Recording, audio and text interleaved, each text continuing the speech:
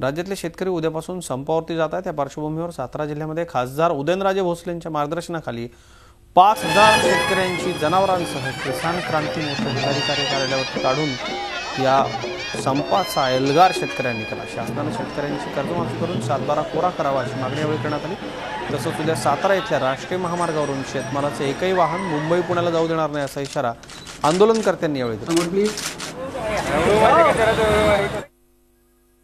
ईश्वरचरणी प्रार्थना करतो आणि ह्या मंत्रिमंडळाला मुख्यमंत्र्यांना मी सद्बुद्धी देऊ की एक शेतकऱ्याच्या मागण्या हमीभाव विमा आणि कर्जमुक्ती हे करावं आणि ह्या आमच्या पापातनं मुक्त व्हावं एवढीच विनंती करतो। अजून लोक शंकरासारखे धर्मासारखे जाऊन सांगतायत, आम्ही त्यांना काय म्हणतो तुमच्या गावात बसा, आम्हाला काहीच अडचण नाही, पण कुणी उचलून उद्या मुंबईला नेत असला त्यामुळे अजिबात नाही। तुला एकदा सांगतो मी, तुझ्या करता दिलं, खायला करता दिलं, सातारा करता दिलं, तुला मुंबई करता दिलेलं नाही।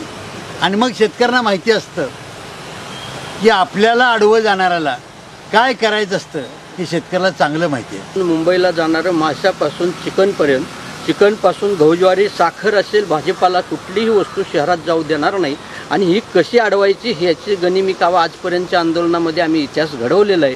त्यामुळे सरकारनं आमच्या नादी लागू नये आणि लोकप्रतिनिधीनं तातडीनं आपापल्या मतदारसंघातल्या शेतकऱ्यांच्या वतीनं मुख्यमंत्र्याकडे साकडं घालून बसावं। त्यांनी आता इथं आपल्या मतदारसंघात येऊ नये। यापुढं जर का हे आंदोलन टोकाला गेलं तर लोकप्रतिनिधींना सुद्धा बडवायला आम्ही मागं पुढं बघणार नाही, हा आमचा इशारा।